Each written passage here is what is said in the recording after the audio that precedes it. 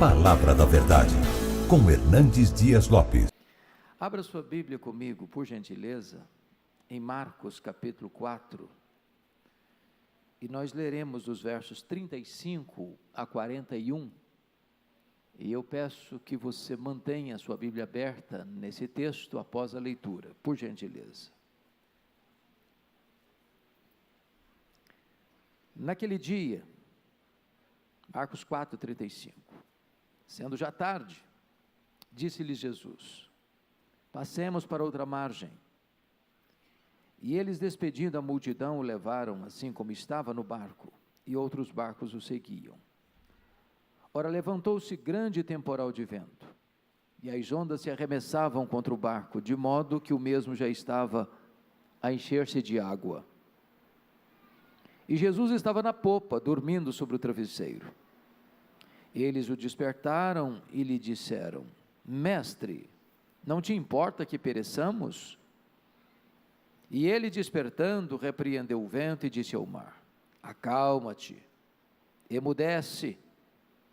O vento se aquietou e fez-se grande bonança. Então lhes disse: por que sois assim tímidos? Como é que não tendes fé? E eles, possuídos de grande temor, diziam uns aos outros: quem é este, que até o vento e o mar lhe obedecem? Amém. Meus irmãos, esse texto fala de uma tempestade. E as tempestades ainda existem. E nenhum de nós está blindado. E eu quero, a título de introdução, fazer aqui 4 declarações. A primeira delas é que as tempestades são inevitáveis. Elas chegam para todos, para grandes e pequenos, para homens e mulheres, para ricos e pobres, para doutores e analfabetos, para empresários e para empregados, para crentes e para descrentes. Nenhum de nós vive numa estufa, num jardim grinaldado de flores. Vivemos num mundo caído, com muitas lutas, com muitas dores, com muitas lágrimas. As tempestades são inevitáveis.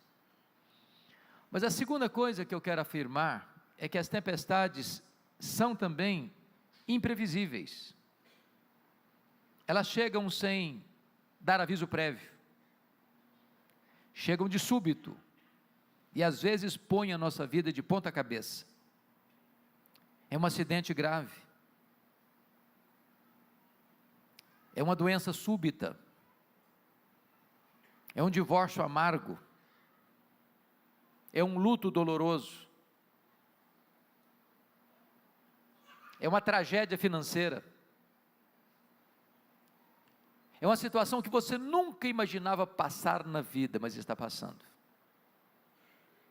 Você não planeja, e às vezes nem se prepara, mas a tempestade chega. É curioso que a geografia onde aconteceu essa tempestade ilustra esse ponto. Eu acho que todos vocês sabem que o Mar da Galileia, também chamado de Lago de Genezaré, é um lago de águas doces, maior reservatório de águas doces do Oriente Médio. 21 quilômetros de comprimento por 14 de largura. Esse lago está a 220 metros abaixo do nível do mar Mediterrâneo. Ele é cercado por montanhas, do lado oriental as montanhas de Golã, do lado ocidental as montanhas da Galileia. No extremo norte de Israel fica a montanha mais alta, o Monte Hermon. Ali de vez em quando acontece um fenômeno. Os ventos gelados descem do Monte Hermon, encurralado pelas montanhas, batem na superfície do lago, e às vezes, sol a pino, começa uma tempestade de vento, subitamente. Possivelmente foi isso que aconteceu aqui.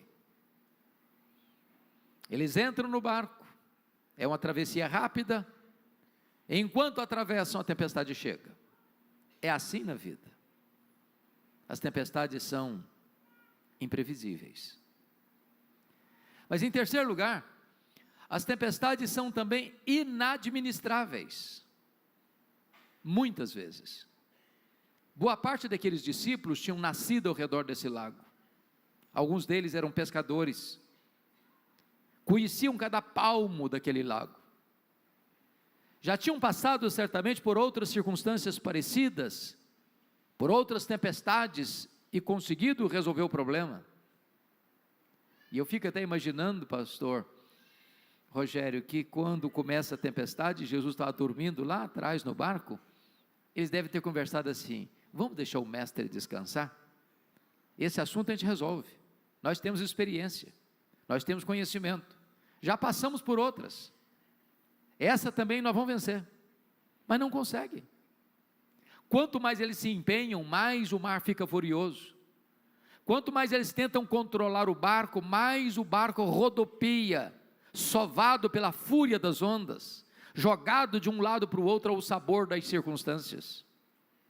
Às vezes na vida é assim também, coisa simples, doméstica, que você sempre lidou e sempre soube resolver, agora você não consegue mais, as rédeas saem das suas mãos, o navio não obedece mais o seu comando, a vida parece estranha. Aquele marido que você acostumou-se, sendo um homem amável, de repente fica rude. Aquele filho obediente, de repente fica rebelde. Aquele casamento tão amável, de repente fica amargo. E você não sabe o que fazer. E você não tem um controle da situação. Mas em quarto lugar, as tempestades são não só inevitáveis, imprevisíveis e inadministráveis, mas louvado seja Deus, as tempestades são também pedagógicas. Sabe o que significa isso? Você e eu cremos que Deus é soberano. Você e eu cremos que Deus não é pego de surpresa. Você e eu cremos que Deus não fica em apuros. Você e eu cremos que não existe azar, nem sorte.